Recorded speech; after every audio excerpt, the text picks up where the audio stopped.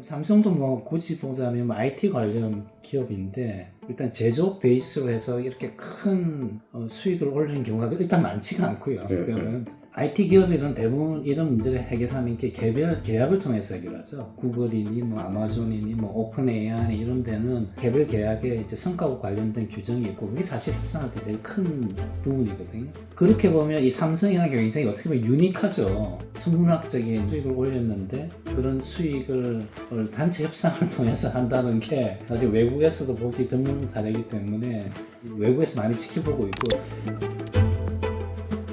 네, 안녕하세요. 제가 그 스위스 제네바에 있는 국제노동기구에 왔습니다. 거기서 한국인 중에 국제기구에서 제일 유명한 사람을 꼽자면은 세 분이 계셨는데 두 분은 귀국을 하셨고, 아 그렇구나. 이창용, 신현송 그리고 그 세 번째 순서로 세 번째는 아닙니다. 네, 좀 자기소개 좀 잠깐 부탁드리겠습니다. 저 이상한입니다.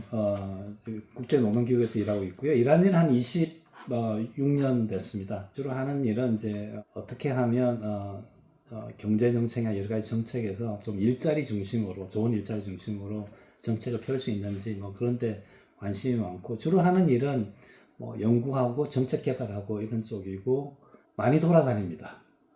출장이 많아서 한 30% 정도는 항상 외부에 나가 있는 것 같습니다. 근데 뭐 일단 제일 요새 한국 사회에서 노동 관련한 얘기하면 제일 예민하고 중요하고 궁금증이 많은 데가 상경자 성과급 이슈거든요. 네. 근데 그게 사실은 되게 다양한 측면이 있어요. 이게 뭔가 기업 활동을 통해서 이윤이 생기면 거기에 기여를 했던 사람들이 나눠야 된다라는 거는 어쩌면 인지상정인 것 같은 느낌을 좀 받아요. 예. 근데 이게 사실 주식회사라는 게 만들어져서 처음에 자본금을 넣고 거기에 계약에 따라 사람을 고용하고 계약에 따른 돈 주고 남은 거는 이사회 통해 가지고 미래 투자를 하든 배당을 하든 이게 어쨌든 또 원리 중에 하나잖아요. 그리고 나니까 이제 지금 이제 거기서 뭐 다 달라붙은 거죠. 이제 아니 내가 나라가 R&D 지원해 주는 데 있고 뭐 지역사회 니네 전기 쓰고 뭐 이거 다 하지 않았냐. 네. 이래가지고 굉장히 좀 국내적인 관점에서는 해석을 하기가 너무 어려웠어요. 근데 이 이슈를 좀 이렇게 약간은 글로벌한 시각에서 봤을 때는 좀 어떠셨어요? 어렵죠. 국제적으로 봐도 이렇게 쉬운 주제는 아니고, 어떻게 보면, 예전에는 뭐 한국이 외국 사례를 많이 이렇게 보고 배우려고 했다고 하면 지금은 오히려 분위기가 좀 반대인 것 같아요. 삼성을 보면서 뭔가 외국에서도 삼성 사례를 통해서 뭔가 배워야 되지 않겠냐 이런 분위기가 되게 많아요. 왜 그러냐 하면, 지금 삼성도 뭐 굳이 보자면 IT 관련 기업인데 IT 관련 기업 중에 일단 제조업 베이스로 해서 이렇게 큰 수익을 올리는 경우가 일단 많지가 않고요. 그러면 드물죠. 뭐 대만에 뭐 이런 데 있다 하더라도 이런 류의 이제 상황은 좀 드물고, 그다음 두 번째 중요한 거는 그런 IT 계통에 뭐 제조업 베이스가 있든 없든 간에 세계적으로 주도하는 IT 기업 중에 노조가 있는 데가 없어요. 아 그래요? 우리 생각해 보세요. 뭐 구글 이런데 뭐 직장협의회 이런 건 있지만, 뭐 아마존도 일부 노조가 있겠지만 그렇게 협상력을 가질 수 있는 데는 없고, 일본에 있는 반도체 기업이나 잘 아는 대만의 반도체 기업에는 노조가 있긴 하지만 임금 협상을 뭐 본격적으로 한다고 좀 하기 좀 힘들어요. 어떻게 보면 직장 협의회 수준이지 우리가 일반적으로 알고 있는 협상을 하는 단체 협상을 하는 노조는 없고, 대부분 IT 기업이든 대부분 이런 문제를 해결하는 게 개별 계약을 통해서 해결하죠. 네. 그렇죠. 뭐 잘 아시다시피 구글이니 뭐 아마존이니 뭐 오픈 AI니 이런 데는 딱 개별 계약에 이제 성과와 관련된 규정이 있고 그게 사실 협상할 때 제일 큰 부분이거든요. 그렇게 보면 이 삼성이라는 게 굉장히 어떻게 보면 유니크하죠. 아주 천문학적인 어떻게 보면 수익을 올렸는데 그런 수익을 단체 협상을 통해서 한다는 게 아직 외국에서도 보기 드문 사례이기 때문에 외국에서 많이 지켜보고 있고, 그리고 또 이제 이게 만약에 win for profit이라고 그러면 갑자기 뭐 이런 식으로 이런 그런 관점에서 보면 윈폴이 뭐예요? 갑자기 우리 지금 복권처럼 횡재라고 그러죠. 예. 그런 게 가끔 생기는 경우도 있긴 한데 대부분은 그게 이제 뭐 석유나 이런 천연자원 관련된 거거든요. 근데 그런 걸 회수하는 방식이 뭐 유럽에도 있긴 한데 유럽에는 대부분 다 세금을 통해서 하죠. 횡재세를 통해서. 왜냐하면 이건 뭐 기업이 특별하게 뭐 본인들이 잘해서 생긴 게 아니라 그야말로 로또 맞은 거잖아요. 그렇기 때문에 사회적으로 환수를 해도 세금을 환수를 해도 크게 사회적인 저항이 이제 없는 상황이거든요. 근데 삼성은 또 그런 것도 아니고요. 그런 면에서 좀 독특한 게 첫 번째 있고요. 뭐 조금 이야기가 좀 길어지긴 하지만 또 하나 독특한 면이라고 하면 어떤 게 있냐면 그 웬만한 IT 기업의 일반적으로 뭐 100%라고 그럴 수 없지만 대부분의 이제 IT 관련 기업이나 이런 쪽은 어떻게 보면 기업 자체의 어떤 자원이라고 그러죠. 자원의 완결성이 있어요. 그러니까 삼성처럼 그 자원을 풀링하지는 않거든요. 그 개념을 잘 모르겠어요. 그러니까 풀링을 한다는 게 예를 들어서 구글이면 구글 자체 내에서 이제 자원을 조달을 하고 거기서 나오는 이익이 있기 때문에 이윤이 딱 생겼을 때 그 이윤의 소스가 어디냐면 그 기업이 잘한 거죠. 예. 배당 기업이 잘한 건데 그런데 그 삼성이나 이런 한국의 대기업들의 일반적인 특징이긴 하지만 서로 좀 밀어주냐 어려울 때 반도체를 밀어주고 삼성들도 밀어주고 그러니까 가지고 있는 내부 자원을 내부 재원을 이렇게 풀링하거든요. 계열사 지원 같은 계열사는 뭐 한국이나 계열사 지원인데 사업 부서 지원일 수도 있고. 그렇죠. 기업 간의 지원일 수도 있고 기업 내에서 지원일 수도 있고 뭐 그러니까 여러 LG 가지 화학이 배터리 힘들 때 네. 화학으로 번 돈으로 배터리 지원해주고 뭐 이런 것처럼. 그렇죠. 예. 반도체 좀 안 좋을 때 휴대폰에서 그렇죠. 지원해주고. 예. 그런 게 물론 이제 없다고 할 수는 없지만 외국에서 흔하다고는 할 수는 없거든요. 근데 이 측면이 중요한 이유는 뭐냐면 이 나중에 이윤을 나눈다고 했을 때 그 이윤을 나누면 뭐 주식회가 돼서 어떻게 됐든지 간에 그 이윤에 대한 정당한 권리를 주장할 수 있는 구조가 있으니까 그게 이제 거기서 나누자면 얘기가 되는데 이런 만약에 재원이 이렇게 풀링되는 상황이라 그러면 이게 그러면 이 이윤이 당장을 놓고 보면 그럴 수는 있는데 풀링을 예를 들어서 한 10년, 20년 계속 해왔다 그러면 갑자기 엄청난 이윤이 생겼을 때 그 이윤의 기원이 뭐냐라고 따지면 이야기해볼 여지가 좀 있는 거죠. 그런 면에서. 그래서 외국의 일반적인 IT 사례를 가지고 뭐 삼성을 보기가 좀 어려운 면이 좀 그런 면이 또 있긴 있어요. 그 다음엔 아까 말씀하신 것처럼 국가에서 지원해 주는 것도 사실은 만만치 않거든요. 굉장히 그 지원의 규모나 지원의 강도 이런 것도 외국에서는 좀 찾아보기 좀 힘든 경우가 있어요. 그래서 농담처럼 얼마 전에 벨기에 내정부 장관을 만난 적이 있는데 본인들은 전략적으로 뭐 기업을 육성하는 데 대해서 필요하다고 요즘 생각을 하는데 한국처럼 그렇게 엄청난 자원을 조달할 수 있을지는 사실 자신이 없대요. 그러니까 삼성이 이렇게 필요할 때 뭐 이렇게 뭐 법인세 있는 것도 있지만 R&D 있는 것도 있지만 여러 가지 책 기업은행, 국제은행이라든지 아니면 심지어는 이제 어떻게 세금을 좀 더 적극적으로 활용을 해서 그야말로 국민적인 동원에 가까운 경우를 하는 경우가 있거든요. 그런 경우가 한국에서는 굉장히 중국에서는 물론 그럴 수는 있지만 그런 게 좀 독특한 측면이고 또 하나는 좀 민감한 주제일 수도 있는데요. 이윤의 기원에 관해서 말씀드린 겁니다. 한국은 이 다른 대기업 이런 데 비해서 그 수직적인 하청 기업을 통한 수직적인 통합의 강도나 밀도가 굉장히 큰 편이거든요. 이 수직적 통합이라는 게 단순히 그 생산 공정이나 이런 것뿐만 아니라 수익 구조도 굉장히 수직적으로 통합되어 있는 건데 예를 들어서 우리가 이제 그 통합되어 있는 하청 기업에서 예를 들어서 어떤 혁신이 일어났다 해서 거기서 갑자기 큰 수익을 올릴 수 있는 그런 혁신이 일어났다고 했을 때 사실 우리가 들어본 적이 없잖아요. 그렇게 아주 잘 된 기업 이야기를 참 들어보기 힘드는데 뭐 이유가 여러 가지 있겠죠. 그 중에 하나는 그 수직 통합되어 있는 기업의 맨 바닥에 있는 기업에서 어떤 중요한 혁신이 일어났을 때 그 혁신은 거기서 일어났지만 혁신에 따른 수익은 수직적으로 위로 올라가는 구조가 되어 있거든요.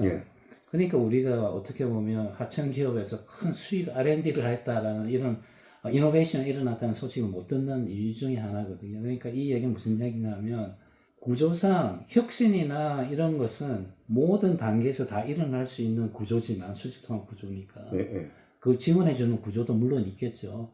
그렇지만 거기서 생기는 가치, 창출된 초과 가치 이런 것도 수직적으로 흡수되는 구조가 지금 돼 있는 상황이거든요. 물론 굳이 삼성만 얘기하는 게 아니라 예. 전체적으로 그런 구조이기 때문에 그런 구조라고 했을 때 역시 다시 이 초과 이윤의 기원이 뭐냐. 초과 이윤의 표현이 좀 그렇지만 관례적으로 쓰니까 이제 쓰면 기원이 뭐냐 또 따져볼 여지가 좀 있는 거죠. 초과라기보다 이제 많이 네, 과다 이윤. 생각보다 많은 수익이 네, 발생했을 때 네. 그 수익의 기원이 뭐냐 이렇게 봤을 때 과연 그 해당되는 기업만 놓고 이야기하기는 좀 어려운 면이 좀 있어요.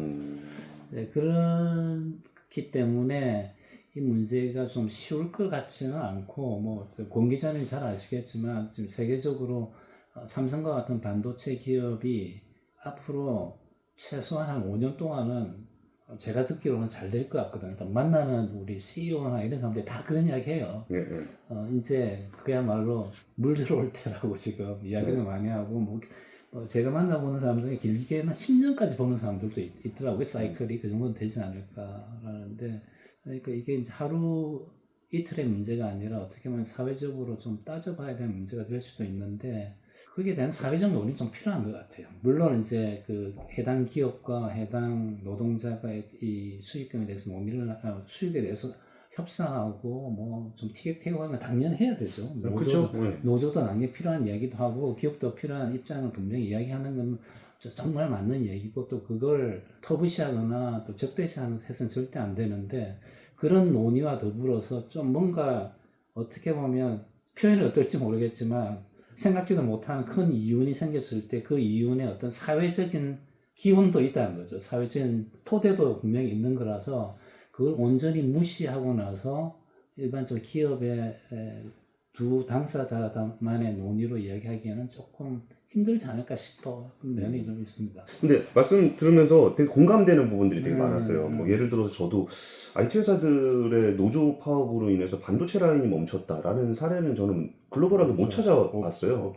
그리고 왜 자동차에 뭐 현대차나 이런 데는 하투 한번 하면은 많이 세우거든요. 그래서 그거를 기준으로 좀 생각을 해볼까라는 생각을 하다가 그러다가 사이클에 따라서 움직이는 사람이면은 정유산업 같이 한번 생각을 해볼까? 그 정유도 이제 인프라가 되게 중요한 거고 반도체도 팹이 중요하니까 그것도 생각을 해봤었는데 이게 뭔가 반도체는 정유보다는 뭔가 엔지니어링적인 개인의 역량이 좀 필요해 보이는 것 같기도 하고 그리고 말씀 주셨던 것들이 진짜 하나하나가 우리나라가 잘 생각하지 못했던 부분인 건데 이른바 하청구조라는 게 수요 독점 기업이잖아요.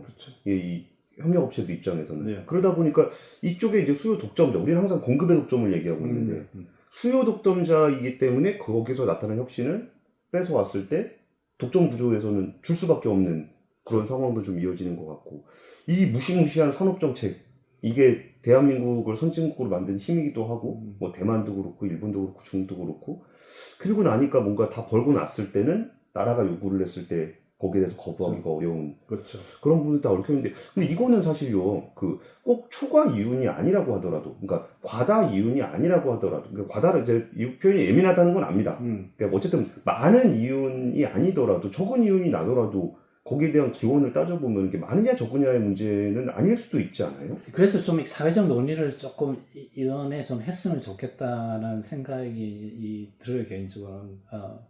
뭐 제가 가설적으로 생각하고 좀 조심스러운 얘기긴 한데 이번에 삼성 사태를 보면 어떤 느낌이 들었냐면 예를 들어서 우리는 한국의 그 경제 구조에 대해서는 좀 이미지가 분명하지 않습니까? 대기업 중심으로 뭐 재벌이라고 하기도 하고 굉장히 수직적이고 굉장히 위계적으로 통합이 되어 있는 구조고 사실 피라미드 구조라고도 볼 수 있죠 어떤 면에서는.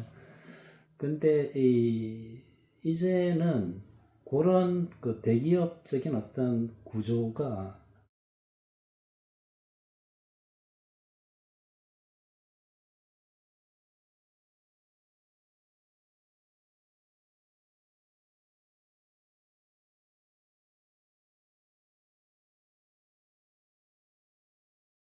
우리 이병철 회장님 계실 때 불러가는 게 지금 가능한 구조니까 그러니까 이 어떤 얘기가 되느냐면 경제 내에서도 토업에 있는 대기업들이 뭐 표현이 또 역시 어떨지는 모르겠지만 경제 전체적으로 만들어지는 어떤 렌트 지대에 대한 지배력이 굉장히 커진 상태고요.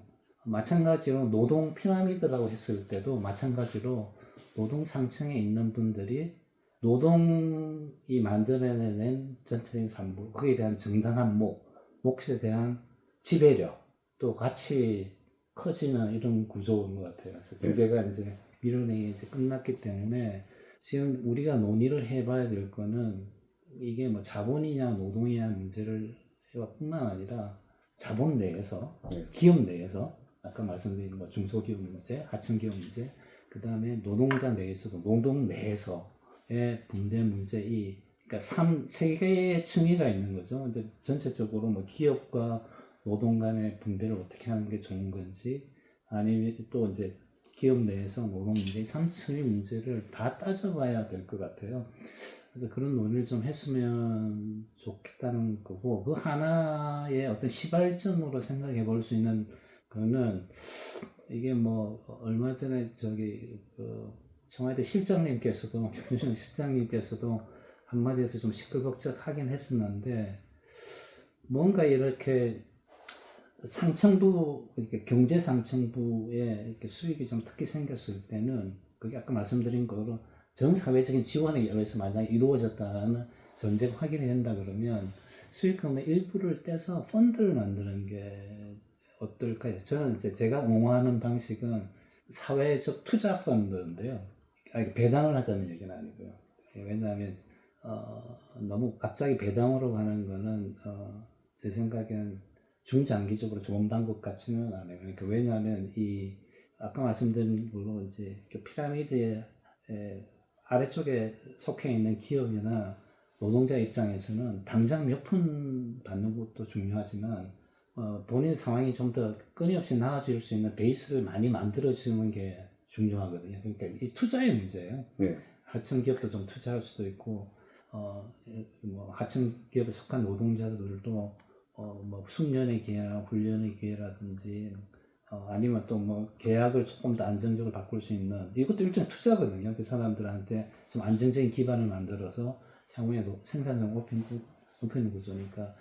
그래서 그런 걸 만들어서 끊임없이 좀 이렇게 피라미드 밑쪽에 속한 분들한테 투자 형식을 할 수 있는, 투자를 좀 재투자할 수 있고, 그런 투자에 대해서 어떤 수익이 생기면 그 수익금으로도 뭔가를 할 수는 있겠죠. 어떤 배당이든 뭐 지원이나 이런 걸 할 수 있는 그런 방식에 대한 논의를 좀 해보면 어떨까 싶어요. 또 만약에 삼성이나 대기업이 항상 좋을 수는 없잖아요.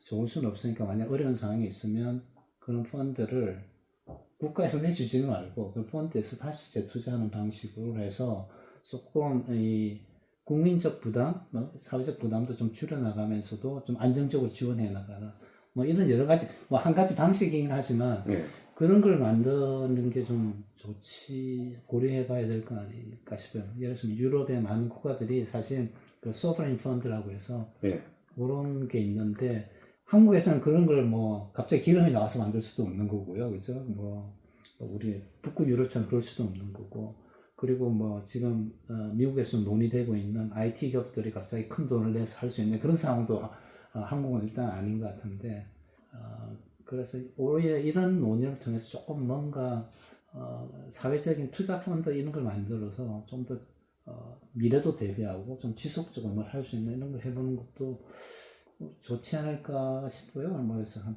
100조가 만약에 있다 그러면 그 중에 한 5% 해서 뭐 매년 적립을 해도 그거만은 사실 큰 돈이잖아요.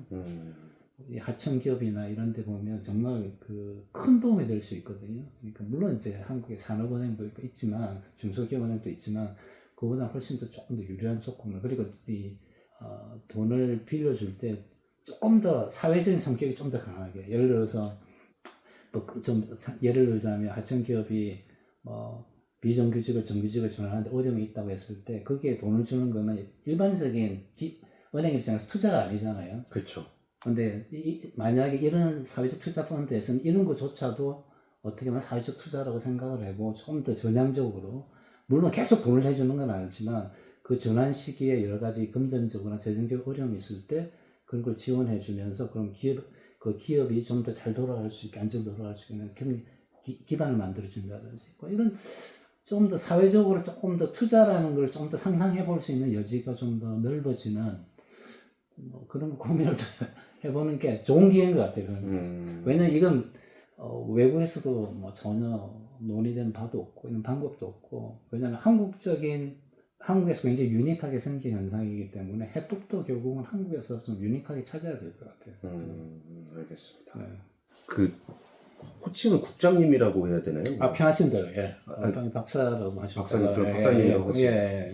국장 지금 아니신 것 같아요. 수석. 예, 국장이래요. 예, 오늘 그냥 칩 이코노미스트니까 보통 그냥 칩 이코노미스트 웬만한 기구에서 너무 기니까. 그러니까 저도 모르겠어요 어떻게 해야 될지. 그러면 박사님. 예, 그러시죠. 예. 박사님, 그러니까 우리 사회에서는 지금 이 이슈를 너무나 다양한 측면에서 바라보고 되게 혼란스러워하고 있기는 해요. 근데 박사님께서 이제 국제 노동 현장들을 굉장히 많이 보셨을 텐데 그 중에서도 굉장히 독특한 케이스라는 거죠. 아주 독특하죠. 오. 아주 왜 옛날에 한국이 어려운 상황이나 복잡한 상황이 있으면 왜 외국에 이런 좋은 기준이 있는데 하지 않느냐 그러면 그 핑계 반 어떻게 보면 또 설명 반 이렇게 하는 얘기가 이건 한국적인 현상이기 때문에 네. 한국은 특수하다 그렇게 해서 대충 빠져나가잖아요. 네. 근데 지금은 정말 한국적인 상황이에요. 굉장히 특수한 상황이고 오히려 아까 말씀드린 것처럼 외국에서 굉장히 관심이 많아요. 그래서 파이낸스 타임즈나 이런 데 보면 삼성 관련 기사 나오면요 매일 헤드라인에 나오잖아요. 그다음에 조금 보수적인 상대적으로 뭐 노동 친화적인 신문, 뭐 영국의 가디언이라든지 뭐 이코노미스트는 뭐 국가에서 개입하는 거 되게 싫어하는 이런 데서도 삼성 문제는 굉장히 심각하게 다루고요. 그 팟캐스트도 삼성을 다루는 게 되게 많아요. 근데 다들 한결같이 하는 얘기가 너무 독특하다는 얘기예요. 근데 사실 제가 독특하다고 느끼는 부분, 그러니까 제가 느꼈을 때 독특하다고 느끼는 부분은 한국이라는 구조가 독특한 거지. 지금 이 구조는 굉장히 오래전부터 구착되어 있는 구조인 거고 여기서 달라진 점은 단 하나. 돈을 많이 벌었다. 그러면은 돈을 많이 벌기 전에는 그런 식의 쉐어링을 안 하다가 돈을 버니까 쉐어링을 하자? 이것도 사실 그러면 이런 구조였다면은 원래 있어야 되는 거니까 그럼 그것도 좀 잘 안 맞는 게 아닌가라는 생각도 좀 하나 드는 게 있고요. 또 하나는 그래 일종의 펀드를 만들었다고 치고 거기서 뭐 할지는 아까 좀 더 사회적 투자에 대한 얘기를 좀 주긴 주셨는데 그러면 제일 먼저 그 돈에 대한 소유권은 누가 가지고 있는 걸까? 나라가 가지고 가야 되는 거야? 아니면 기업이 일종의 뭐 사회공헌 재단 형식으로 할 거야? 아니면은 그런 부분들은 사실 기업의 의사결정을 위해서 뭐 협력업체에 뭘 도와주려고 그런다. 그러면은 제일 심플한 방법으로 단가를 좀 올려준다거나 하는 방법들도 있기는 있잖아요. 근데 이렇게 뭔가 기금 형식으로 뭔가를 만들어내는 구조가 상상이 좀 잘 안 가서 그래요. 이게 약간 한국에서 좀 극단적으로 가면은 뺏어오는 듯한 느낌도 좀 있는 거고, 그러니까 누구 소유냐에 따라서 뺏어오는 느낌이 있는 거잖아요. 그러니까 두 가지 좀 여쭤볼게요. 하나는 이건 한국은 원래 그랬는데 왜 돈 많이 벌었을 때만 여기에 대한 문제제기가 있는 것인가? 그리고 두 번째는 만약에 그 돈으로 기금을 만들게 된다 그러면은 그거를 어떻게 활용하고 어떻게 사용할지에 대한 거버넌스를 어떻게 가져가는 것이 좋을까에 대해서 좀 여쭤보고 싶습니다. 그게 굉장히 중요한 포인트, 둘 다 굉장히 중요한 포인트인데, 첫 번째 질문, 왜 지금, 원래 한국적인 구조가 계속 있었는데, 이런 한국적 현상이 왜 생기느냐라는 질문인데, 물론 제가 이렇게 딱히 이거다라고 답은 할 수 없지만, 제 가설은, 전 세계 처음 있는 일이니까. 이게 구조는 계속 있었죠. 그런데 그게 이런 분배를 둘러싼 전 사회적인 갈등으로 연결이 예전엔 되지 않았는데 지금 갑자기 드러나는 거잖아요. 그렇죠. 그래서 이제 한국적 현상이 되어버린 거고 예전에는 없는 걸 나누고 막 이렇게 서로 이제 자원 동원하는 거 중심으로 논의를 하다가 지금은 수익을 놓고 어떻게 나눌 거냐 하니까 좀 새로운 현상이 되어버린 거잖아요. 그 이면에는 제가 생각하는 건 그만큼 한국의 경제 구조랑 그다음에 노동 구조도 마찬가지지만 그만큼 구조가 집중화됐다는 거죠. 예전보다도 훨씬 더 심해져서 모든 수익이나 그러니까 수익의 규모가 큰 것도 있죠. 갑자기 커진 거는. 그런데 또 하나의 중요한 측면은 그야말로 수익이 위로 쫙 몰리는 구조가 되는 거죠. 그러니까 이 두 개가 딱 맞아 떨어지면서 어느 갑자기 수익이 생겼는데 예상보다 많은 수익이 생겼는데 그것도 알고 보면 상층에 집중화되는 이나니까 이제 갑자기 이제 분배 문제가 생길 수밖에 없는 상황이 됐다는 거죠. 그래서 이게 구조가 그런 구조가 똑같이 있었다라고 얘기를 할 수 있는데 그 구조가 빚어내는 어떤 분배상의 문제는 이 그야말로 질적 전환이 이럴 정도로 좀 더 나빠지지 않았냐라는 거죠. 그리고 그게 기업의 문제뿐만 아니라 이미 노동시장 내에서도 그런 상황이 똑같이 벌어지니까 그야말로 전 사회적 차원의 말하자면 분배 투쟁이 되어버린 거죠. 그래서 이제 구조는 있었지만 그 구조가 좀 더 악화되고 그래서 조금 더 악화된 분배 현상을 만들어냈다. 그렇기 때문에 그런 일이 벌어지지 않았나라는 게 이제 제 개인적인 가설이고요. 일종의 구조는 이렇게 있었는데 그 구조로 인한 결과가 실질적으로 폭발한 시점. 그렇죠. 그리고 이제 구조가 빚어내는 분배의 양상이라는 것이 예전보다 더 나빠져요. 훨씬 더 상층으로 집중화되는 구조였고, 그래서 몇 가지 이야기를 하지 않았어요. 그렇죠. 가정기업에 대응을 했던. 근데 그게 기업 내에서만 이런 문제가 생겼다 그러면 그걸로 끝일 텐데, 그게 아니라 이제 노동시장 내에도 그런 게 미러링이 있으니까, 양쪽 피라미드가 만나는 거잖아요. 그러다 보니까 훨씬 더 좀 더 전 사회적인 문제가 됐던 거고. 기금 펀드 가기 전에 예. 저는 이게 그 미국의 뭐 UWA나 이런 데들 보면은 이게 그러니까 우리나라에서 흔히 볼 수 있는 노조의 구조하고 미국의 UWA나 이런 데 보면 아니면 이렇게 길드 형식의 이렇게 노조를 보면은 그 사람들이 이제 하나의 조직으로서 이제 그 기업을 상대로 해서 뭘 하잖아요. 근데 우리나라는 이 기업의 이 노조, 그러니까 산별노조라는 게 크게 진짜 의미로서를 잘 받아들이지 못하는 것 같아요. 그러니까 이 문제가 예를 들어서 산별노조에 대한 그 노조 유니언에 대한 개념이 좀 있었다면은 협력업체랑 나누는 것에 대해서 어쩌면 협력업체랑 나눈다는 말 자체가 의미가 없겠지. 여기는 산별노조로 협상을 하는 거니까. 근데 이번에 삼성노조 같은 경우에 보면은 심지어 바로 옆에 있는 사업부하고도 나누지 않겠다. 이런 극단적인 상황이 된 부분들은 이것도 한국 노조의 특이한 점인가요? 아니면 국제사회에서도 뭐 이런 케이스들이 좀 많이 있는 거예요? 이렇게 복잡하고 다층적으로 얽혀 있는 경우가 굉장히 드물죠. 아까 말씀드린 것처럼 이 이면에는 한국 기업이 복잡해요, 구조가. 일단. UAE 거기는 뭐 예를 들어서 뭐 GM 공장이나 이런 데 GM 공장은 간단, 물론 이제 GM 공장도 뭐 최근 한 20-30년 사이에는 파이낸스를 많이 또 확대해서 파이낸스에 큰 돈을 벌고 이렇게 메꾸는 구조가 있긴 하지만 한국 기업처럼 이렇게 수직적으로 전 기업적으로 그리고 수평적으로 수직적으로 다 통합이 되어 있는 데가 그렇게 많지는 않아요, 사실.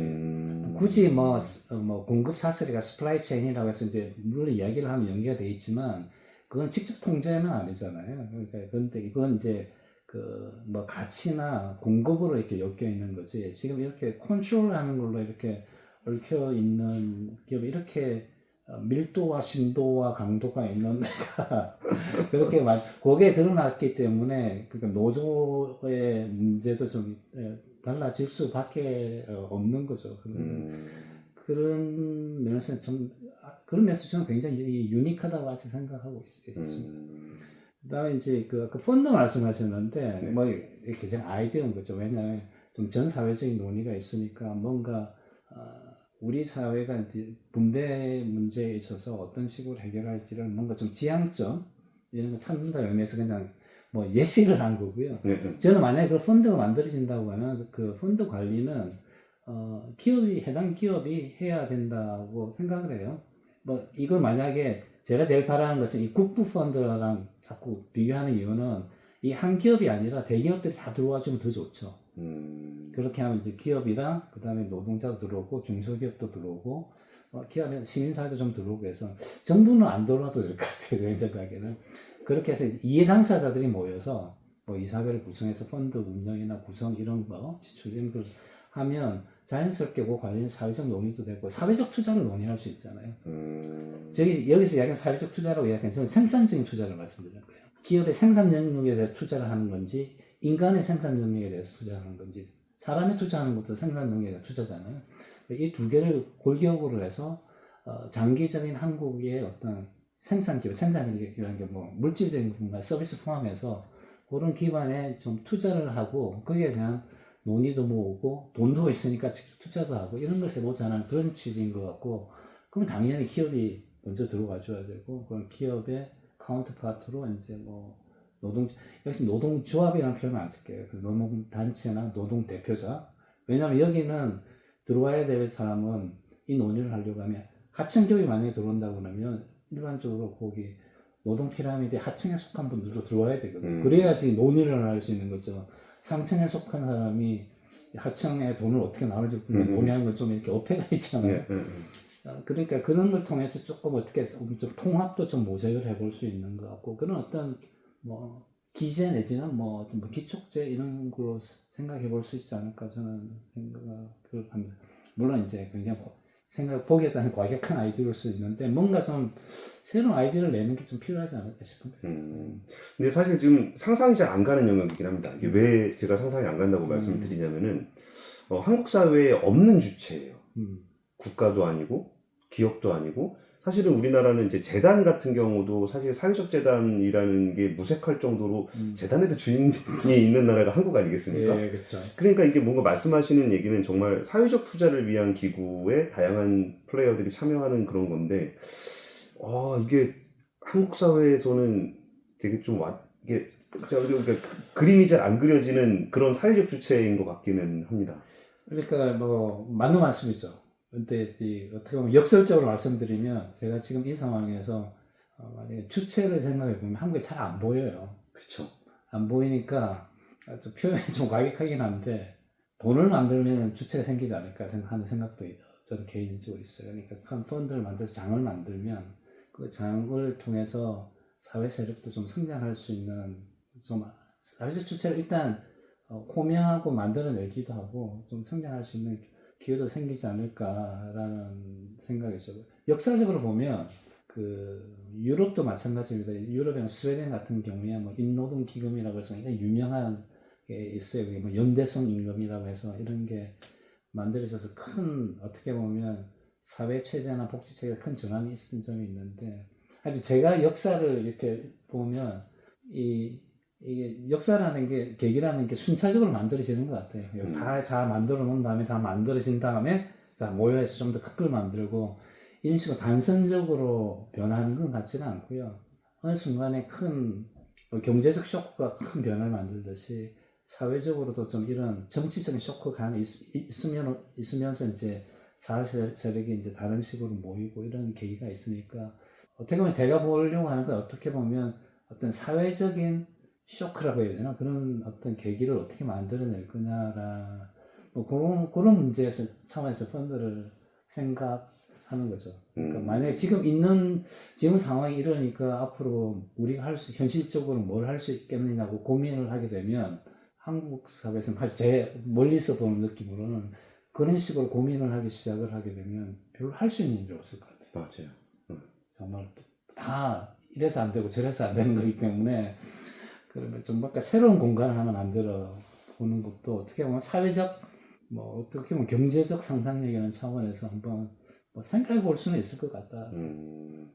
알겠습니다. 이게 박사님께서 이제 국제기구에 계시니까 좀 이게 그나마라도 좀 수용성이 생기지 않을까 싶다는 생각이 들었는데 왜 그러냐면은 분명히 이제 네 돈 아니면 내 돈이지 우리 돈이 어딨냐 이게 사실 이렇게 보편적인 감성 속에 있거든요. 아니면은 야, 네 돈 아니고 내 돈 아니고 좋은 일에 쓸 거야 그러면은 결국은 우리나라에서는 권력의 돈으로 인식이 되는 경우들이 좀 많아서 이 부분들이 이제 제3의 뭔가 사회적 투자를 위한 기구라는 개념을 잘 체감하지 못하고 있는 건데 박사님 말씀대로 이게 어쩌면 하나의 계기가 돼서 이쪽에 이제 사회 투자의 지속 가능한 지속 가능성을 확보하기 위한 투자 기구로서의 무엇인가가 좀 만들어질 수 있는 논의를 할 수 있는 계기가 된다 그러면은 그 또한 또 되게 큰 의미가 있지 않을까 싶습니다. 예, 뭐 어떻게 보면 밖에서 보면 좀 인상주의적인 생각일 수도 있는데요. 한국의 경제나 노동 시장처럼 이렇게 정확하게 긴밀하게 연결되어 있는 사회가 그렇게 많지는 않아요. 뭐가 연결된? 긴밀하게 연결되어 있는 협력업체들하고? 협력업체들인데 뭐든지 굉장히 수직적인 통합이 되게 많아요. 다 얽혀 있어요. 뭐 어떤 식으로든지.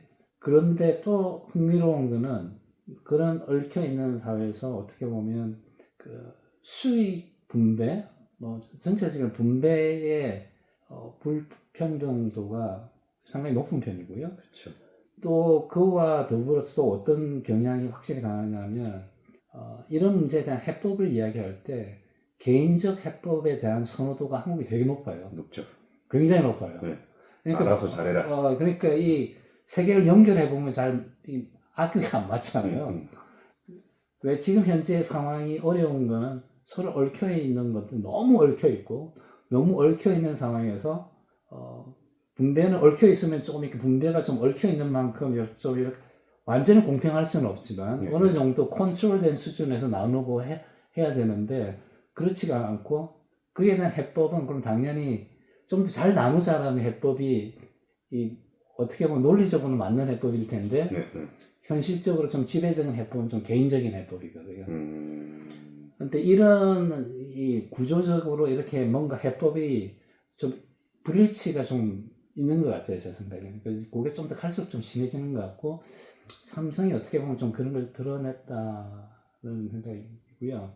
그런데 뭐 이런 데서 예를 들어서 뭐 삼성 얘네한테 일 열심히 잘하고 이런 애들이고 쟤네들 돈을 받을 만하지 뭐 그러니까 시비를 걸면 되나 이런 식으로 이제 물론 그 얘기에 진실이 담겨 있긴 하지만 너무 그런 쪽으로 몰다가다 보면 우리가 가지고 있는 지금 구조와 해법의 어떻게 보면 구조적 불일치라고 할까요? 네. 이런 걸 좀 해결할 기회를 놓치는 것 같고 그게 계속되면 어떻게 될지 모르겠어요. 이게 나중에 지금 청년들에 대한 걱정들 많이 하시잖아요. 이거 뭐 청년에 대한 걱정이라는 표현 자체가 좀 어폐가 있어요. 중장년층이 청년층에 대해서 걱정한다라고 했을 때 저는 그 표현을 별로 안 좋아해요. 왜냐하면 지금 청년층이 고생하고 있는 청년의 상당 부분은 지금 중장년층이 만들어 놓은 거잖아요. 원인이죠. 뭐 원인은 표현 안 쓰겠습니다만 여하튼 그 틀을 그러니까 중장년층이 만드는 틀 내에서 지금 청년층들이 지금 생활하고 거기서 고민을 하고 있는 건데 그 틀을 만들어낸 어떻게 보면 장본인이 그것 때문에 고생하는 청년층에 대해서 고민한다, 걱정한다는 그런 좀 어폐가 있는 것 같아요. 그러니까 그 얘기는 다시 말해서 청년층 문제를 만약 정말 진정으로 고민을 한다, 고민하는 표현이 더 좋겠네. 고민한다 그러면 이런 어떤 불일치 문제에 대해서 조금 더 근본적으로 받아들이고 논의를 받아들여야 될 것 같아요. 그 말을. 그걸 받아들이지 않으면 청년층이 조금 더 뭐 표현이 어떨지 모르겠습니다. 참 급진화 내지는 조금 더 급진적인 해법에 기댈 수밖에 없죠, 당연히. 사실 지금 586 세대가 그 당시 어려워서 급진적인 해법을 찾아서 지금 이렇게 온 거고 청년 세대는 그럴 수밖에 없어요. 답이 안 보이면 급진적으로 될 수밖에 없는 건데 급진적이라는 게 좌우 의미는 아니고요. 그러니까 좀 뭔가 지금 메뉴판에 없는 해법을 찾아보려고 하는 노력들이 있을 수밖에 없으니까 그런 상황이 더 진행되기 전에 조금 이런 뭔가 좀 통합적인 논의를 좀 더 해볼 여지가 있을 것 같아요. 알겠습니다. 네, 뭐. 되게 다양한 주제를 준비했는데 주제 하나로 벌써 40분 동안 녹화를 했습니다. 그래가지고 진짜 또 궁금한 두 번째 주제, 아까 청년 얘기를 좀 해주셨잖아요. 청년에 대한 이야기, 그러니까 청년 일자리에 대한 이야기를 좀 해보려고 하는데요. 저도 이제 청년 일자리 문제를 노동 통계적으로 이렇게 분석을 해보다가 지난해 우리나라에서 신규 일자리 창출된 규모보다 60대 이상 여성 신규 취업자 일자리가 더 많더라고요. 그러면 60대 이상 여성들이 취업한 거를 배제하면 나머지 전연령대에서는 감소가 일어났다는 얘기가 될 수밖에 없는 거고. 그리고 그럼 60대 여성들은 왜 취업을 했을까 보면은 대부분 사회복지 서비스, 그렇죠. 국가에서 지급하는 요양보호사 문제인 거고.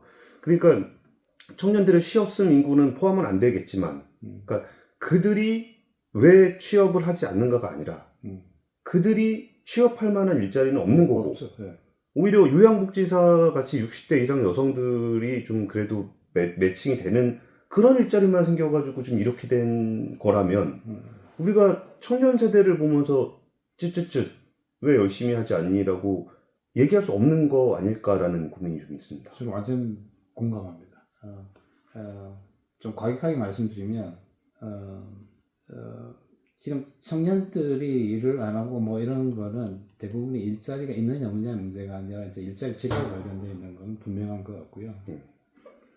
그러면 뭐 예전처럼 아직 너 정신 못 차리냐, 너네한테 기대 수준을 낮춰서 아무 일이라도 해야지, 이렇게 이야기하는데, 옛날에도 그런 말은 말이 안 됐지만 지금은 특히 더 말이 안 되는 건 뭐냐면, 그런 류의 일자리는 이미 청년들이 어차피 택할 수가 없어요. 왜냐하면 이주 노동자들 다 들어와 있거든요. 그래서 예전 논의하고는 확실히 차별점이 있는 게, 그 최저임금 직종에서 일자리라는 걸 청년들이 하고 싶어도 이제 이주 노동자들과 경쟁도 만만치 않습니다.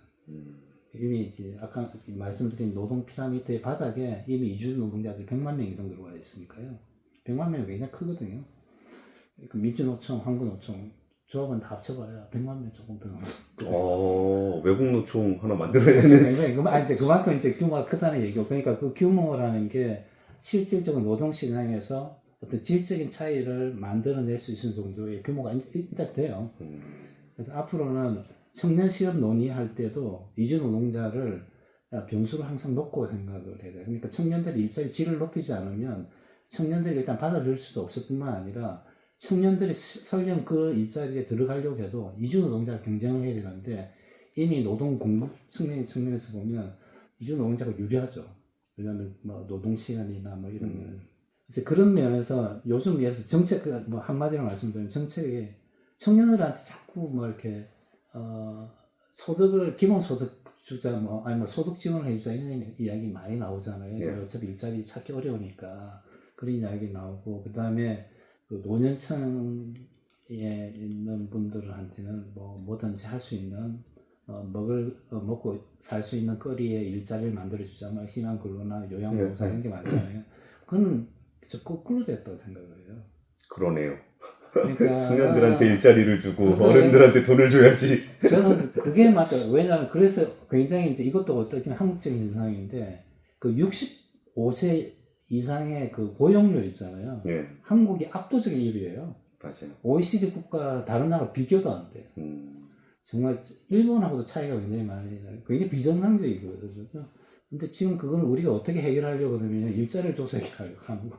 그래서 제 생각에는 좀 정부에서 우리가 지금 그 노년층에 정말 비싼 돈을 들여서 일자리를 막 만들잖아요. 정말 그런 노력으로 청년들 일자리를 만들려고 노력을 하면, 물론 이제 청년 고용 완전히 해결되지 않겠지만 그래도 중요한 단초를 마련을 할 수 있을 것 같아요. 예를 들어 이렇게 돌봄 같은 경우에 요양봉사 이런 것도 지금 한국의 정책은 대부분 최저임금 노동을 만드는 거거든요. 근데 꼭 그렇게 할 필요는 없어요. 돌봄 노동이라는 게 하루 이틀에 끝나는 것도 아니고 좀 사회적으로 지속적으로 필요하고 계속 증가하는 노동이잖아요. 그러면 돌봄 노동을 그냥 프로페셔널하게 바꾸면 돼요. 그냥 이렇게 어르신들 옆에서 거들어주고 밥해주고 이런 게 아니라, 정말 간호사나 의사는 아니지만 적어도 정말 전문 직종으로서의 돌봄 노동을 만드는 거죠. 그러니까 약간 의료적인 기술도, 그 지식도 좀 있고, 그리고 이게 뭐 어떻게 하면 뭐 피지오라든지 뭐 이런 것도 할 수 있고, 다양한 돌봄 노동에 정말 어떻게 보면 테크니컬한 청년들이 있을 거 아니에요. 근데 그런 거를 포괄해서 굉장히 프로페셔널한 돌봄 노동을 만들면, 저는 그걸 만든다 그러면 예를 들면 청년들 관심이 있을 것 같아요. 왜냐하면 그걸로 커리어를 쌓아 나갈 수 있는 전문 직종이 되는 거잖아요. 그러려고 하면 물론 당장은 돈이 많이 들죠. 그래서 뭐 지금 현재 최저임금 한 200만 원, 300만 원 정도에서 대충 된다고 그러면 아마 청년들이 받아들일 수 있는 어떤 그냥 전문 직종에서 돌봄 노동, 이름도 좀 바꿔야 되겠죠, 물론. 그러면 그게 아마 인건비로는 뭐 500만 원이 들 수도 있어요. 근데 저는 장기적으로 굉장히 좋은 투자라고 생각을 해요. 생산성이 훨씬 높아요. 그러니까 훨씬 더 전문적인 지식이나 이런 걸 제공할 수 있기 때문에 만족도는 높아질 거고, 지금은 완전히 한국은 돌봄 노동에 부실 공사를 하고 있는 거거든요. 그래서 그런 일례를, 그리고 이제 뭐 산업 정책에 투자 같은 것도 많이 하잖아요. 그런 것도 조금 자꾸 그 이주 노동자와 경쟁할 수 있는 그런 직종의 일자리를 만들지 말고, 조금 돈이 좀 초반에 많이 들죠. 초반에 좀 많이 들더라도 막 투자하자 그러면, 청년을 투자하자 그러면서 막 수당 주고 매당 주고 이러는데, 그러지 말고 일자리를 만들 때 그 돈을 오히려 그 초반에 좋은 투자라 생각을 하고, 좀 처음에 시작을 했다, 그 청년 입장에 그렇게 처음에 200만 원을 출발하면요, 그걸 200만 원을 기초로 해서 계속 올라가거든요. 청년이 보통 월급이 그래요. 근데 초반에 300으로 400만 원을 시작을 하게 되면 그걸 페이스로 또 유지를 해요. 그래서 이제 청년들이 일반적으로 처음에 2년 내에 일자리를 찾지 못한, 좋은 일자리 찾지 못한 사람과 2년 내에 좋은 일자리 찾은 사람들하고 그 임금 격차가 최소한 20% 30%거든요. 평생. 그렇죠. 이 정도 나거든요. 구조적인 차이가 나거든요. 그러면 우리가 그걸 실증 연구로 다 알아요. 그 이야기를 정책 차원에서 돌려서 이야기하면 무슨 이야기냐면 청년들한테 초기 2년 동안 좋은 일자리에 투자하는 방식으로 정부가 돈을 많이 쓰면 돈이 아니라요. 그냥 돈을 주는 게 아니라. 월급. 그렇게 하게 되면 이 사람이 앞으로는 다른 사람에 비해서 앞으로 한 2, 30년 동안 그 월급 수준 이상을 받아 나갈 수 있는 삶을 누릴 수 있다는 얘기가 되잖아요. 장기적으로 보면 정말 그거보다 큰 투자가 어디 있어요. 생애 소득으로 생각하면 정말 큰 차이를 하거든요.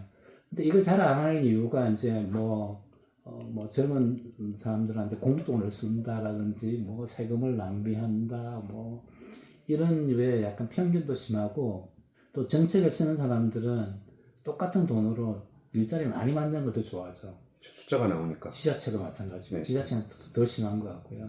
그래서 그런 돈 100억이 있으면 3천만 원에서 뭐 300명 이상을 이렇게 고용하는 걸 좋아하지 그 중에 뭐 5천만 원에서 200명 고용하는 이런 걸 좀 선호하지는 않거든요. 그런 정책적인 선호도 좀 더 많이 그게 제일 중요한 것 같아요, 생각에.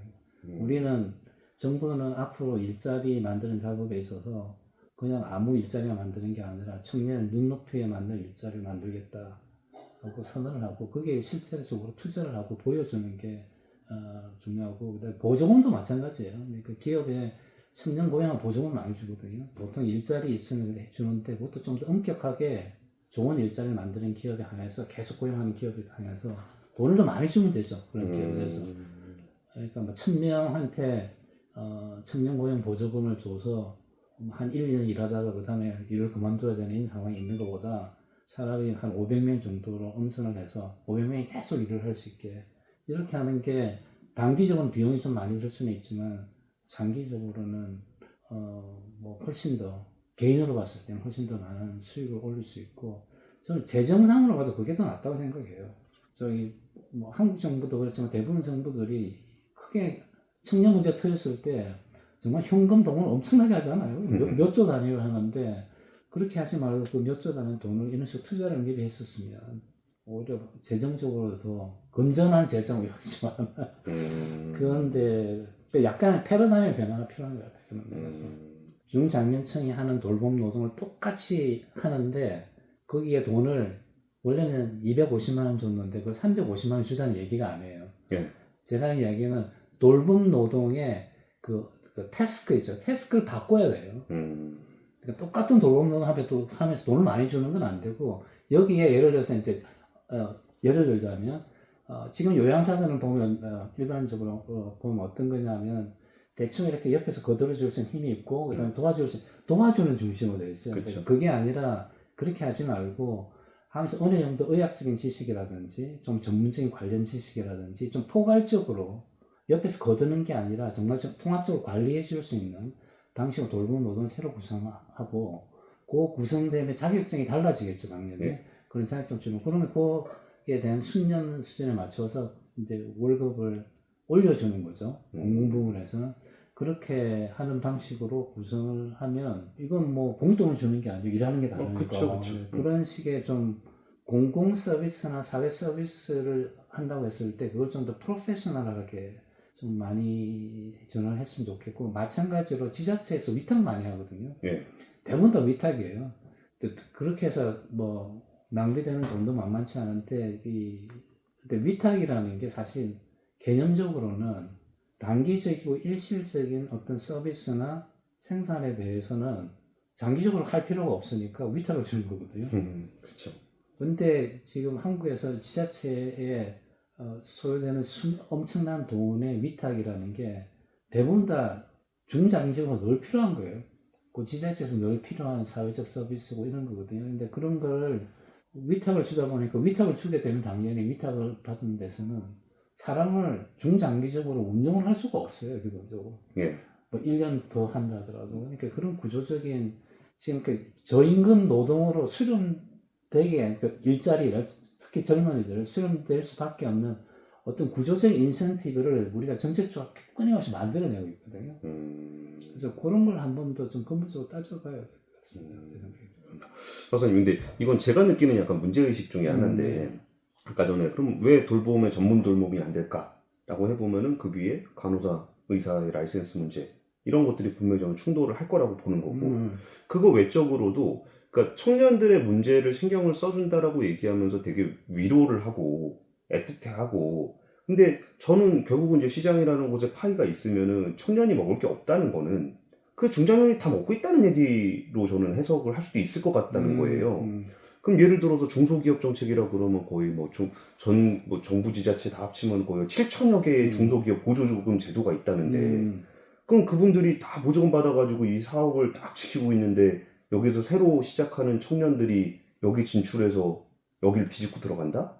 이런 것들은 저는 오히려 그분들이 거기서 시장 경쟁을 같이 하지 않으면 오히려 경쟁력 있는 청년들에게는 기회가 안 줄 거라고 보는 거고, 그렇게 해서 그냥 정부 보조금으로 유지가 되고 있는 수많은 중소기업들이 있는 환경에서 그 중소기업이 청년들을 고용을 할 때 얼마나 대단한 좋은 일자리를 만들 수가 있는가. 자기들도 거의 마지노라게 지내는데, 그럼 결국은 청년 문제는 청년에게 뭔가를 베풀어주는 문제가 아니라 최소한 청년들이 시장 경쟁을 중장년하고 할 때도 좀 대등하게라도 경쟁해 줄 수 있는 구조적인 변화도 좀 필요하지 않을까라는 생각이 좀. 저는 그것도 완전히 동감하고요. 지금은 이게 이제 정책적인 이야기를 하다 보니까 우연히 예를 든 건데, 그 대전제는 아까 말씀드린 앞에 여기 돌아가서 피라미드 얘기 있잖아요. 예, 예. 그 피라미드를 해소할 수 있는 어떻게 보면 구조적인 정책, 뭐 의도적으로 그걸 좀 파헤내려고 하는 노력이 없으면 이 얘기 아무것도 안 되죠. 그래서 왜냐하면 굉장히 통합되어 있고 그러다 보니까 피라미드라는 건 뭐냐면 탄탄하게 쌓여져 있는 거잖아요. 예, 예. 그 중에 뭘 하나 빼내려고 하면 위태위태하기 때문에 안 하려고 그래요. 예, 예. 그렇게 뭐 한국에서 그걸 vested interest는 기득권이라고 번역을 많이 하잖아요. 근데 기득권 표현이 좋은 표현인지 모르겠는데, 왜냐하면 지금이 굉장히 위계화되고 통합되어 있는 이런 피라미드 구조 같은 게 개개인에 속해 있기 때문에 그 개개인들이 가지고 있는 어떤 기존의 이해관계 이런 걸 놓기가 힘들고요. 근데 그걸 개인적으로 결단하고 할 수도 없어요. 맞아요. 개인이 빠져나온다고 해서 뭐 피라미드가 바뀌겠어요? 돌 하나 빼낸다고. 본인만 나고되죠. 그렇죠. 그러니까 개인적인 해법이라는 얘기가 계속 나오고, 그렇다고 해서 그걸 무너뜨리지 않으면 또 돌파구도 안 나오거든요. 그러니까 사실 밑에 돌이 좀 빠져야지 피라미드 밑에 있는 사람도 올라가고 이럴 텐데, 그러니까 그런 논의는 당연히 해야 되고요. 뭐 제가 늘 많이 하지만 한국에서 노동 정책, 일자리 정책의 가장 중요한 핵심은 경제 정책이라고, 경제 구조 정책이라고 주장을 많이 하거든요. 경제 구조 정책에서 뭔가 풀리지 않으면 사실은 힘들어요. 아까 말씀드렸죠. 중소기업이, 아까 수직 통합된 중소기업이 뭔가 좀 잘하면 위로 올라가잖아요. 새로운 부가가치가 창출되면 올라가거든요. 그래서 한국이 그 노동 생산성 통계를 보면요, 한국이 중소기업과 대기업의 생산 격차 40% 가까이 나거든요. 근데 이건 OECD에 제일 커요. 대부분의 생산성 격차가 보통 많이 나면 한 10%, 15%, 많이 나면 20% 정도 나요. 근데 한국은 보통 2배 이상 나거든요. 그 이유가 한국의 중소기업이 생산성이 떨어져서 그냥 그게 아니거든요. 제가 다녀보면 한국의 중소기업 경쟁력이 꽤 있어요. 근데 우리가 생산성을 측정할 때, 그 피지컬한, 물리적인 생산을 측정 안 하거든요. 화폐로 측정하거든요. 맞아요. 그래서 여기 이제 좋은 생산성이, 물질 생산이 이루어진다 하더라도, 화폐적으로는 이게 위로 흡수되는 구조가 있기 때문에, 이래서 단가를 낮춘다든지, 뭐, 단가 바로 낮추잖아요. 생산성을 뺏긴 거지. 화폐적으로 위로. 그러니까 뭔가 생산성 향상이 밑에서 일어났는데, 통계상으로나 부가가치상으로는 위에서 일어난 것처럼 나타나잖아요. 그러다 보니 그 격차가 항상 크거든요. 근데 만약에 이 구조가 해결되지 않으면 중소기업에서 어떻게 비정규직 정규직으로 전환하겠어요? 자기들이 항상적으로 이런 비용 압박이 있다라고 알고 있으면 사실은 중소기업 입장에서 사실 이런 직원들 관리하기가 그런 식이 쉽지가 않거든요. 근데 경제 구조의 변화가 있어야지 숨통을 트여줘요. 뭔가 빚이어 들어갈 틈을 만들어줄 수 있는데 그거 없이 그냥 뭐 이런 보조금 정책이나 이런 걸로 해서는 안 되고 또 마찬가지로 이거 지금 노동 쪽 이야기도 마찬가지인데요. 노동 피라미드에서도 좀 노동조합이 됐든 아니면 직종 단체가 됐든 거기서 좀 파열음이 있어야 돼요. 그래야지 밀고 들어갈 수 있는 틈. 아까 말씀하신 돌봄노동 같은 경우도 사실은 이제 간호사나 의사 쪽에서 뭔가 이해를 해주고 스포트를 해줘야 되거든요. 예. 근데 지금에서 쉽지 않겠죠, 당연히. 근데 그런 돌파구를 만들지 않으면 계속 뭐라고 해야 되나요? 도돌이표에 있지 않을까. 그러니까 저는 약간 좀 위선적이라는 생각도 좀 들었어요. 청년들을 위한다라고 얘기하지만 실질적으로 청년들을 위하기 위해서 포기해야 되는 것들을 포기하지 않고 내가 가지고 있는 거는 다 가지고 있고 싶으면서 전 제일 막 그런 거 있잖아요. 청년 정책이라고 그러고 면접 보는데 정장 빌려주고 막 이런 거 있잖아요. 아이씨 장난하냐고 지금 정장이 없어서 못 가는 게 아닌데 일자리가 없어서 못 가는 건데. 그렇죠, 예. 근데 박사님 말씀 들어보니까 이게 약간 좀 분리를 해서 봐도 괜찮겠네요. 이게 좀 청년들에게 좋은 일자리를 창출해 줄 수 있는 경제 정책, 경제 구조적인 변화를 추구하는 그런 정책이 하나 있는 거고, 그리고 청년들의 좀 양질의 일자리를 만들어 주기 위한 재정 정책 쪽에서의 어떤 파트, 이게 뭐 그 퍼블릭 일자리라고 하더라도 조금 더 고도화 시킬 수 있는 그런 양질의 일자리, 그게 좀 근데 우리나라는 좀 그런 경향이 좀 있는 것 같긴 합니다. 그러니까 공공 일자리라 그러면 뭔가 월급 많이 받으면 안 될 것 같은, 많이 좀 안 될 것 같은 그런 인식들이 좀 있긴 있는 것 같아요. 저도 왜 그런지 잘 모르겠는데 좀 독특한 면이 있어요. 그러니까 왜냐하면 뭐 한국 표현이 좀 그렇지만 이게 너무 한국에 대해서 특별하게 얘기하자는 게 아니라 좀 일반적으로 보면 한국 분들이 우리가 이렇게 프라이빗 섹터라고 하는데 가서 이렇게 뭘 사고 이렇게 지불하는 것에 되게 당연하게 생각하잖아요. 네. 그러니까 서비스에 대가에서 지불하는 것에 대해서 한국이 좀 대단하게 생각하고 그러니까 이제 그게 이제 어떤 경우에 강도가 좀 심해서 심지어 갑질까지 하잖아요. 네. 내가 돈을 냈으니. 예, 그만큼 그 서비스에 대한 지불에서 내가 지불한다라는 의식이 되게 강하거든요. 근데 이게 공공 서비스나 사회적 서비스가 되면 많은 분들이 서비스 받는 거에 대한 생각은 안 하고요. 지불하는 것만 생각하세요. 공공 서비스는 그냥 있는 게 아니라 누군가 제공을 하는 거잖아요. 근데 그게 이제 물론 개인이 내는 게 아니라 뭐 세금이나 이런 채널을 통해서 이루어지긴 하지만 그것도 그 돈을 내는 이유는 본인이 뭔가 혜택을 받기 때문에 하는 거거든요. 어떤 형식으로든지.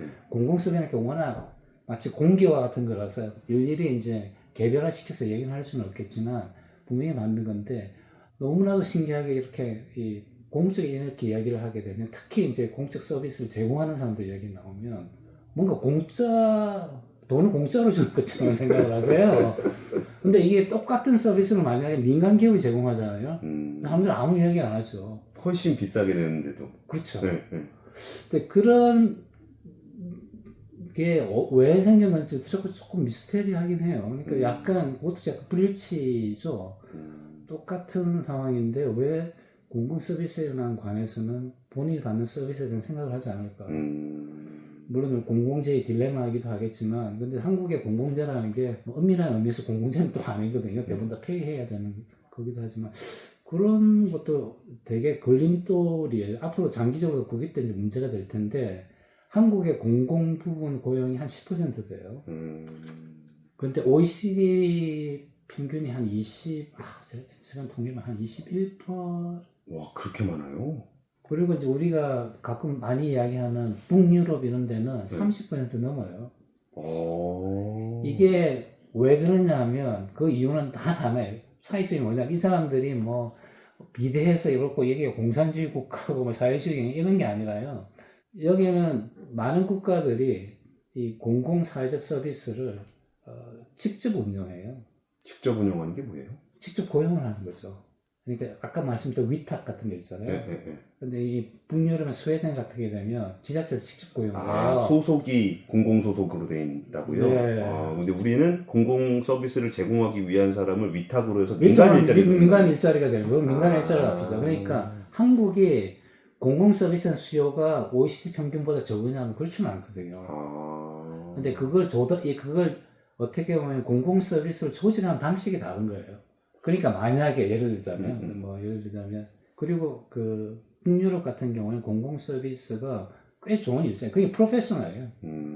젊어서 많이 들어가고 거기서 평생 일하는 사람들도 많고 지자체 단위에도 그리고 대부분 지자체 단위로 구성이 되어 있으니까요. 왜냐하면 그런 일자리라는 거는 일의 서비스랑 일을 제공하는 데랑 받는 데랑 똑같은 장소잖아요. 예, 예. 그 두 개를 이제 제공하는 데랑 수요하는 데랑 장소가 딱 만나는 데이기 때문에 필연적으로 공동체나 지자체 역할이 중요해요. 필요한 곳에 일자리가 만들어져야 되니까. 예, 예. 그러니까 그런 데는 서비스들이 대부분 다 지역 주민들 중심으로 구성이 되고 일자리도 지역 청년들한테 쭉 만들어져요. 공공 서비스 일자리들은 그렇죠. 그러니까 좋은 일자리가 만들어지니까 청년들도 그게 계속 있는 거고 거기서 좋은 일자리 만들어지면 그게 계속 일하는 거죠. 그런 구조가 만들어지는데 한국은 당연히 그런 구조가 정착이 안 됐으니까 그 지역에 있는 청년 입장에서는 그 우리가 얘기해서 공공사회 서비스를 통해서 본인이 그 평생 뭘 해보겠다는 인센티브가 하나도 없는 거죠. 그런 측면에서 아니 꼭 뭐 한국이 그렇게 가야 된다는 게 아니라 제가 말씀드리는 거는 뭔가 그런 걸 통해서 좀 새로운 좀 좋은 일자리를 프로페셔널 일자리를 만들 여지가 한국에는 있다는 거고요. 저는 재정적으로나 구조적으로는 있다고 생각을 하는데 물론 걸림돌이 많죠. 아까 말씀드린 일반 국민들이 가지고 있는 공공 서비스는 편견 이런 건데 그것도 어떻게 보면 계란이냐 달걀이냐 이런 거예요. 왜냐하면 일자리를 만드는 게 다 최저임금 일자리 생각해 보세요. 맞아요. 그러면 일반 국민이 생각할 때는 아무나 해도 되는 거네 이렇게 생각하잖아요. 맞아요. 그러니까 그 사회적인 시각도 굉장히 낮아요. 그러니까 별로 그 서비스를 본인이 누리고 있으면서도 그 서비스를 제공하는 사람에 대한 뭐 영어로 표현하면 appreciation이나 인정이 떨어지죠. 그러니까 뭐 그런 것들 그런 게 자꾸 강화되면 받는 서비스에 대한 별로 이제 감사, 인정 이런 건 하지 않고 공돈 준다고 자꾸 생각하면 그런 편견하고도 좀 관련이 돼 있고요. 그런 지금 현재 구조화되어 있는 일자리 관련해서 구조화되어 있는 유인, 그러니까 자꾸 값싼 일자리만 만들어내는 그런 구조적인 유인 체계를 바꾸는 게 좀 큰 과제인 것 같은데 뭐 좋은 소식이라고 하면 그런 여지가 많죠. 재정적으로나 경제적으로나 이런 여지가 아주 많은 것 같습니다. 근데 이게 어쩌면 마지막 파트가 될 것 같은데요. 저는 이렇게 노동 문제가 뭘까라는 부분들이 굉장히 좀 궁금했었어요. 그러니까 내가 뭐 진짜 이거는 교육 문제부터 쫙 연결이 될 건데 내가 좋은 일자리를 받아서 성공한 삶을 살고 싶다. 이게 이제 내 입장에서 노동 문제인 거잖아요. 그러면 이제 노동 문제를 이제 뭐 일자리의 문제로 보게 되면은 더 많은 일자리를 만들어야 되는 거. 그리고 뭐 질적인 측면에서 보면 좀 더 월급도 많이 주고 안전하고 좀 더 고용의 안정성도 높은 일자리를 만드는 이런 것도 노동의 문제일 건데 이게 또 이제 한국적인 관점에서의 노동 문제가 이제 개인으로 해결을 한다라는 말씀이 저는 되게 인상적이었습니다. 왜냐하면 내가 힘들게 노력해서 좋은 일자리를 잡은 거니까 이건 내 몫이야. 그리고 저기 왜 내 몫을 나눠 달라 그래? 라고 생각하는 것들이 어쩌면 보편적인 인식 같기도 해요. 그러면 이게 노동 문제가 우리나라만 이렇게 생각을 하는 건지, 그러니까 노동 문제라는 게 어떤 문제입니까? 그것도 어렵네요. 막 여러 가지 좀 층위가 섞여 있어서 물어본 것 같기도 한데, 일단 출발점은 우리가 그 노동 문제라고 했을 때 사람들이 갑자기 노동 문제가 말을 꺼내면 사람들이 다 심각해지잖아요.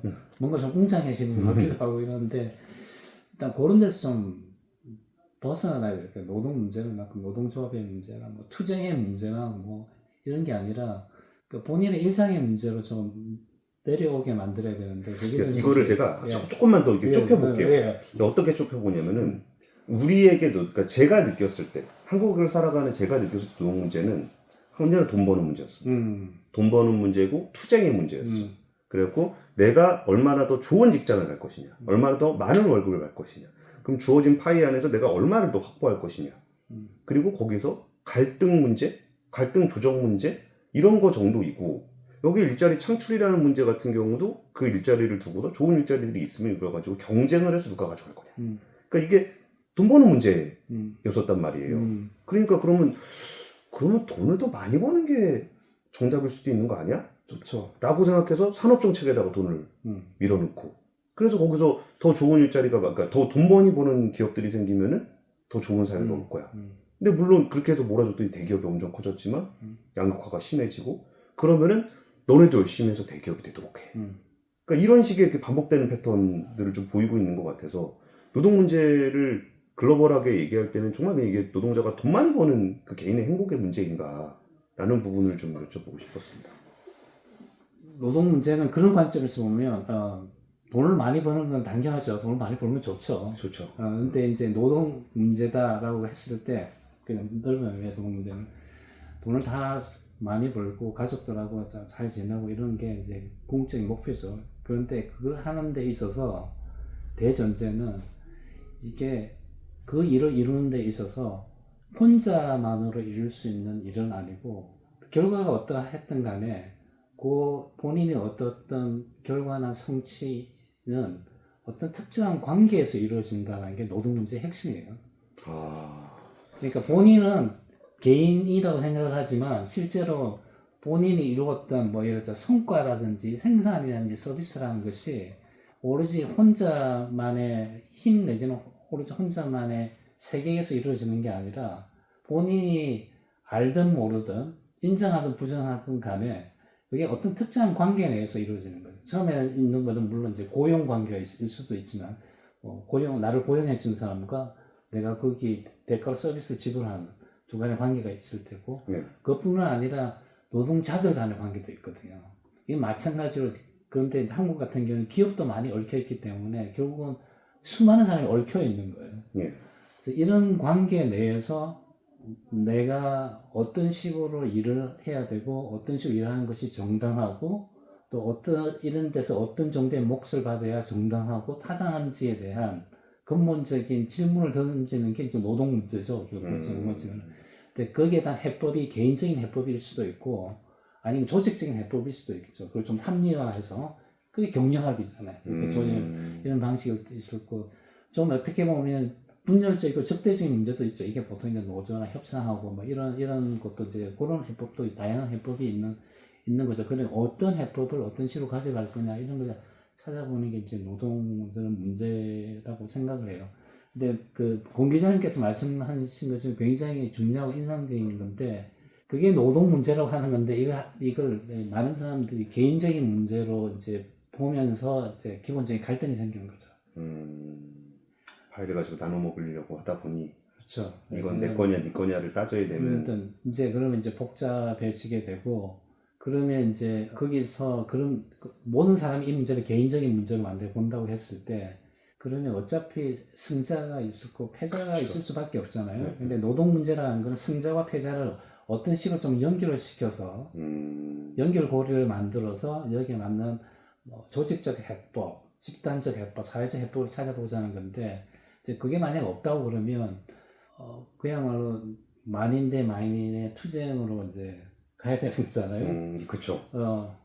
뭐 표현이 좀 그렇긴 하지만 여하튼 개인적 해법이니까 결국은 해소할 수단은 그런 홉스식의 만인 대 만인 투쟁밖에 없는데 그런 상황이 벌어졌을 때 이제 개인이 아니라 어차피 개인도 사회 속에 살고는 있으니까 거기서 어떤 우리가 길을 모색할 수 있을지는 좀 굉장히 어려운 질문이 되는 거죠. 그런 경우에서는 그때는 뭐 국가의 역할도 의미가 없어지는 거고 정부의 역할도 없어지는 상황이라서 조금 이렇게 너무 이렇게 이 문제를 너무 엄숙하게 생각하는 것도 문제인 거예요. 너무 엄숙해서 막 내가 이 노동 문제에 내가 관련된다 그러면 내가 왠지 뭐 길거리에도 나가야 될 것 같고 투쟁도 해야 될 것 같고 그래야지 이게 내가 이 노동 문제에 대해서 어느 정도 식견이나 뭔가를 가지고 하는 사람처럼 생각을 하는데 사실은 그런 게 아니거든요. 그러니까 이 관계 문제이기 때문에 똑같이 일하는 일자리에서 본인이 부당하게 대우를 당했을 때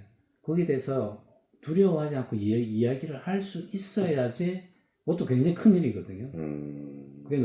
그리고 이제 그게 저는 노동 문제를 좀 더 일상화해야 된다는 얘기 바로 그 이야기인데 자꾸 이렇게 복잡하게 민주노 상노 생각하지 말고 당신이 부당한 대우를 명백하게 당했다고 했을 때 두려워하지 말고 목소리를 낼 수 있느냐 없느냐 이게 노동 문제 출발점이고요. 두 번째 단계는 내가 아니라 옆에 있는 사람이 그런 대우를 뭐 존중받지 못하고 뭐 푸대접을 당하고 뭐 이런 누가 봐도 그런 대우를 받아서는 안 될 사람을 똑같은 직장에서 봤을 때 거기에 목소리를 보태줄 수 있으면 그게 이제 두 번째 단계인 것 같아요. 제가 제일 중요하게 생각하는 그 단계거든요. 근데 막 길거리에서 나가서 싸우고 이런 거는 사실 중요한 단계는 아니에요. 우리 이 일하는 일상이라는 거는 바로 이런 요 두 가지 제일 크거든요. 이 두 가지만 되면 임금 협상을 한다든지 여러 가지 다른 문제에 대해서 해소를 할 수 있어요. 아주 만족스럽지는 않겠지만 근데 사실은 뭐 한국도 그렇지 많은 나라에서 이 두 개를 참 하기 힘들어요. 그래서 저는 노동 문제의 출발점이라 그러면 굳이 여쭤봤다면 저는 이 두 개를 제일 더 중요하게 생각하고 아까 말씀드린 노동 피라미드라고 이야기를 다시 말씀드리면 한국에서 노동의 피라미드의 맨 바닥에 있는 사람은 이 두 가지를 절대 할 수가 없어요. 어느 것도 할 수가 없거든요. 그야말로 뭐 이주 노동자도 있지만 그 위에 있는 최저임금의 대부분은 불가능하죠. 근데 올라갈수록 이걸 할 수 있는 숨통이 조금씩 더 트여요. 그렇죠. 그러니까 이런 구조, 노동관계를 해결할 수 있는 힘이라는 측면에서도 굉장히 많이 분절화됐다고 볼 수 있죠. 알겠습니다. 오늘 꽤 긴 시간 같이 이야기를 나눠봤는데 좀 몇 번 더 돌려서 저도 봐야 될 것 같습니다. 이게 한국 사회 안에서 뭔가 이렇게 제 머릿속이 되게 경직되어 있는 느낌이 좀 있어요. 그래서 아까 노동 문제는 자기의 어떤 상황에 대해서 이야기할 수 있어야 되고 주변에 있는 사람들이 착취적인 상황에 있었을 때 같이 힘을 보태줄 수 있어야 되는 걸로 시작을 해야 된다. 그럼 어쩌면 우리는 계속 당신은 밑에 있으니까 열심히 일해서 올라가. 항상 개인적인 차원에서만 이 문제를 다루거나 아니면 대인적인 차원이 아니라 그러면은 너는 무슨 공산주의자야? 그렇죠. 저거 뺏어갈라 그래? 네. 야 정당하게 일해서 멀어 왜 남의 번 거 뺏어갈라 그래? 이런 극단에서만 생각을 하고 하다 보니까 여기서 이제 말씀하셨던 그 노동 문제라고 할 수 있는 것들도 공산주의냐 아니면 실력주의냐 이런 극단적인 상황 외에 제3해법들을 잘 떠올리지를 좀 못하고 있는 것 같습니다. 그래서 어쩌면 처음 얘기로 돌아가서도 삼성의 성과급 문제나 이런 것들도 우리 머릿속에는 뭔가 사회연대, 사회투자 우리가 함께 더 지속가능한 미래를 만들어가는 과정들이 잘 떠오르지 않으니까 이렇게 제가 멀리까지 와서 박사님께 좀 글로벌한 시각을 얘기를 듣는 게 아닌가 싶습니다.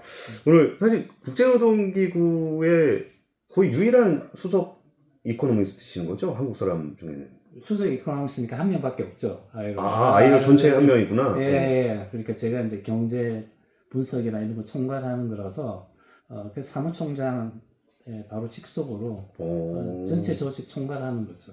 여기 되게 무역 국제기구 되게 많은데 네. 이 중에 박사님이 제일 급이 높지 않으십니까? 모르겠는데요. 예.